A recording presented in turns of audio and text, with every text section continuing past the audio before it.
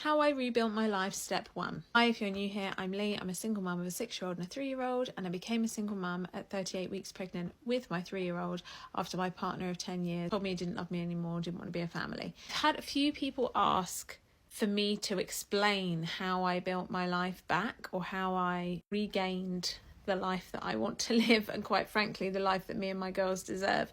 Whilst that is very flattering, it's obviously still a work in progress. Loads of goals that I still have, there's loads of things I want to reach, but my life is now night and day to what it was. So let's talk about step 1. I'm a person that's quite a lot of emotional attachment to things. Whilst I'm not materialistic, I like nice things, but it's more about the emotional attachment to a thing. I actually wanted to get rid of quite a lot after he moved out. He was the one that did all the cooking. He was in the kitchen a lot, so I didn't want any of the mugs. I didn't want any of the plates, bowls, anything. Actually, I don't even think I kept the kettle, because it was all just so emotionally connected. He also did take half of it, so it did need replacing anyway, and then with some of it I just didn't want. So my first step was actually sort of rebuilding the house. I didn't do anything structural. I don't have the money for that. And I did have to have family members help me out financially in order to rebuy a few things, because he took them with him.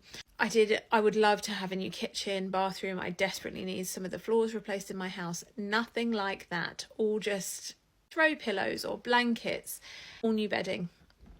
I kept the bed, actually, fine about that, but all the bedding had to go, including the actual quilt and pillows and stuff. He took the bedside table, so I bought a new bedside table, and I think I got the wardrobe as well. Those are the things that my family had to help me out with, because I wanted my bedroom to become my sanctuary that looked like me. So like this artwork went up, just something that looked like it was mine when I walked into it was really, really important, especially as I had a newborn.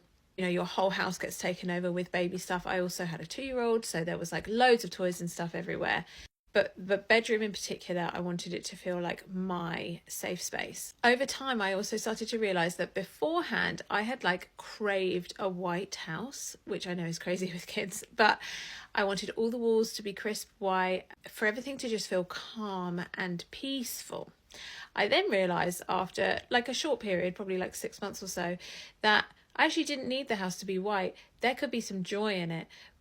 I could introduce colour, but I think I couldn't contemplate that before, because actually all I wanted was peace. And so once I got a bit, I realised that I could also invite some joy in. So I did actually repaint the entire downstairs of my house, came up with the colour myself. Hours on Pinterest, probably whilst I was breastfeeding, like scrolling on Pinterest, seeing what I would like, and then I repainted the downstairs of my house. That was huge. I also wallpapered my eldest's bedroom. I bitterly regret that. It was horrible. I did a horrible job, but I did it. I renovated her room for her. The walls are in a really bad state. They need to be completely replastered and taken back to brickwork, but I can't afford that. So I wallpapered in like plain lining paper. Then I painted it by hand. A lot of it whilst I had the newborn in the carrier. I'm going to see if I can find a video clip.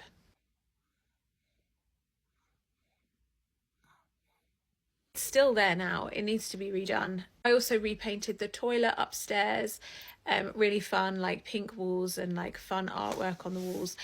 I think making my home, especially because I knew I just had a baby, and because she was my second, I knew that I was about to be at home a lot. I wanted to turn the space into my space and our space that felt really like calm, but also like joyful, because that's the type of house that we deserve to live in. So the first step that I did was to make my space feel like mine. If your environment doesn't affect your mood heavily, that's not something that's going to work for you, but it does affect mine. I couldn't afford anything bigger like a sofa, but I got a new dining room table as well, and new chairs and new curtains at the back door to make the space look different, because everything was different. And I didn't want to be get a mug out of the cupboard and then burst into tears, because that was the mug that we bought when we were on that holiday. Like, I just couldn't deal with any more like little day reminders of how heartbreaking it all was. So I didn't live among them. That was my first step.